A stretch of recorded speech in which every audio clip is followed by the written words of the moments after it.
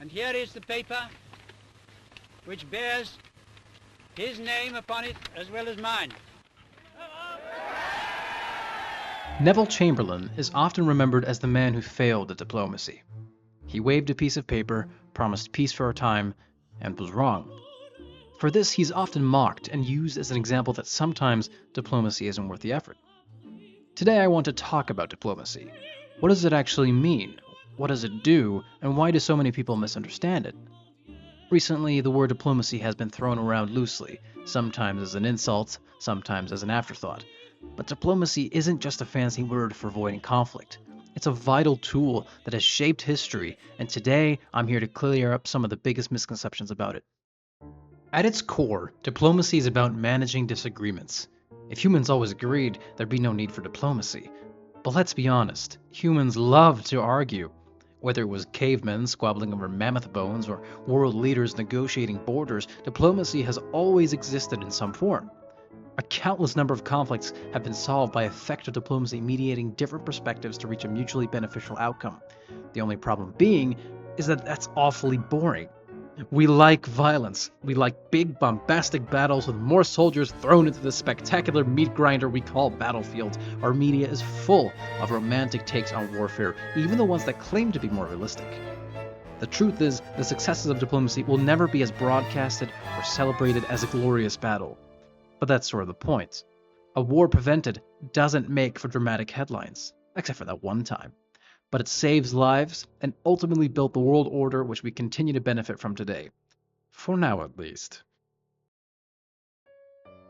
When people hear diplomacy, they think of men in suits shaking hands in grand meeting halls. But diplomacy isn't just for governments. Companies engage in corporate diplomacy all the time. Most corporations have entire departments dedicated to government relations, which is essentially a foreign ministry. In fact, political scientists such as Ian Bremmer are increasingly predicting the rise of a techno-polar world, a world where the central pillars of power belong to corporations, not governments. This theory is beginning to receive increasing levels of attention as tech moguls such as Elon Musk use their wealth to exert influence on the world stage.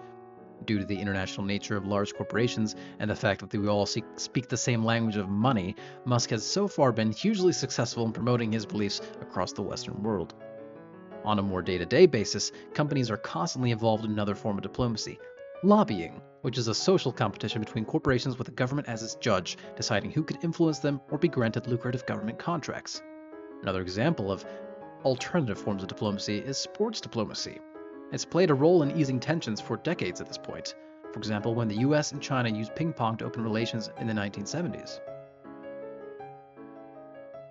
Some argue that diplomacy is a relic of a past world order, that in an age of economic sanctions, cyber warfare, and instant communication, diplomacy no longer matters. But if anything, diplomacy is more important than ever. Whether it's climate negotiations, preventing nuclear war, resolving trade disputes, it all requires diplomacy to various extents. And to be honest, governments clearly have not adapted to the changes in our world. Whether you like it or not, social media is the future of information, and governments and academia cannot compete with a fast-paced meme culture which seems to dominate discussions and lead to political polarization. That being said, there are ways to adapt. Governments today have hugely prominent roles outside of formal diplomacy, engaging what academics refer to as public diplomacy, wherein governments attempt to directly communicate with the public of another nation. This can be for altruistic reasons or for less altruistic reasons. Example of this could include Radio Free Europe, which is a radio station sponsored by the United States to sway the hearts and minds of people living behind the Iron Curtain.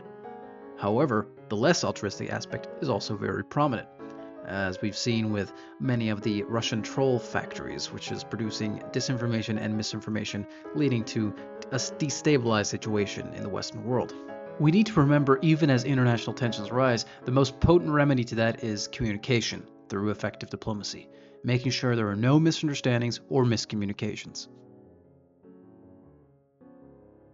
Diplomacy doesn't always succeed, and when it fails, we remember it.